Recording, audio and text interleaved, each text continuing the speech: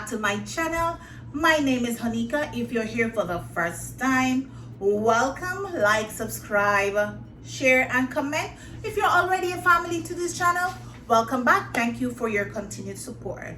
Yes, I'm in my son's room again, but as you can see, it's a whole lot better. Bed spread and all that jazz, because he'll be here soon for the summer holidays. Anyways, guys, so I was sitting down this morning and I start to think, sometimes we forget about ourselves, and not only forget about ourselves, we forget how good God is. So I wasn't just looking like this. I went on the road just for a quick business. Yes, for a quick business. And I am back. And I sat down again and I start to think, guys, it is hot, hot, hot. I am standing right in front of the air condition. I don't know. But anyway, my sinuses start to trigger. Anyway, back to my thoughts. So I was thinking that sometimes we forget, about ourselves. Let me see if I can get some more light in here. Okay, so I hope that's a lot better with light, the ring light. All right, so I was there sitting down and thinking, and I was like, you have gone through so much in this life. You're still alive. So you have to give thanks. I remember I was 18 and in Jamaica, they have this thing called youth service. And normally you would spend like a month with people from different parishes in Jamaica together on one campus. It's either a high school that they choose to house you in, or a university. I was housed at Elim University College. I think that's in St. Elizabeth, if I remember. Yes, that was my first time, and that was my only time in that part of the country. Sounds bad, right? But anywho, we were there for a month. Man, I forget that I have a tendency of feeling sometimes the glasses ain't there, but it's just anyway, straight from the point. So we spend a month together. During that month, we have like daily classes, Monday to Friday. We have weekend activities. We leave the campus to go out in the bushes to camp. Yes, we have sports day where parishes compete against each other and all that shebang. But anyway, I think this was in the third week when they have fire drill. And I was my group leader for that week, because each week they select a group leader. So I was the group leader for that week. And when the fire drill, I think it was like about after 12, 1 in the night, and I was asleep. When you hear that alarm, I was wearing tights and brassiere. So I run out, and I remember I only have brassiere. I run back inside. I grab a shirt, running, buttoning up, but I was bare feet. The location that we are supposed to gather is grass. Night dew, grass wet. So this is what I realized after the fact. Anyways, when we count off and we have everyone that is accounted for and all that, we were instructed to go back to our dorms. So on my way to my dorm, you gotta walk on the concrete, the asphalt, to go back to the rooms. Heading back to the rooms, walking normally, and then I just felt nothing from the waist down, so I started to fall.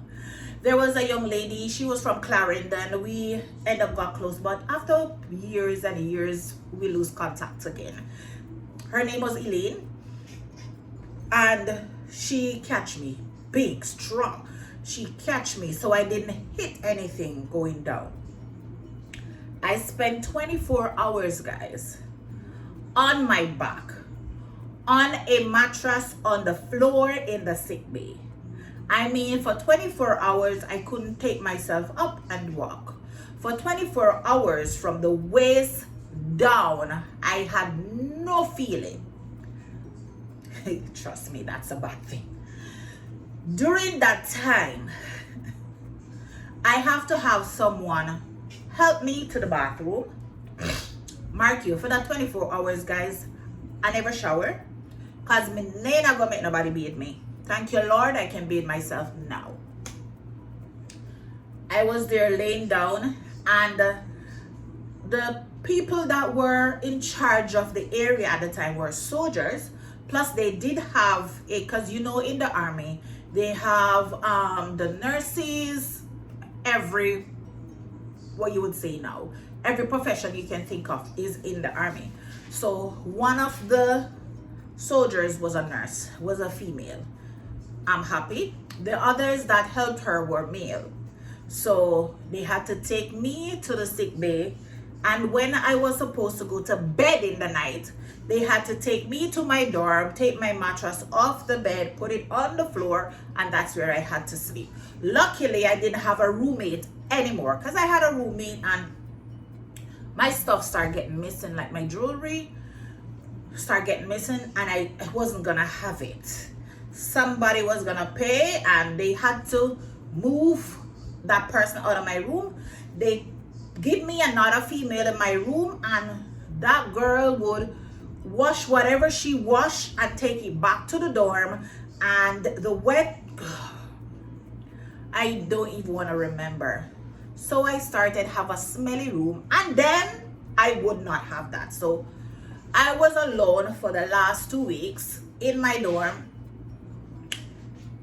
of that 1 month. So the last 2 weeks I was alone in my room. So I was there, you know, girls come checking on me and all that. But so this happened like about between 12 to 1 in the night, and during that day to the other night, I couldn't help myself to do anything that I wanted to do. I had to get help. Not a good feeling, guys. Then I don't remember exactly at what time I start feeling, and I could scramble around by myself until, yes, I get back to my normal self. The 4th week, they had a sports day, and I ran for St. Catherine. And it was amazing to know that I went through that.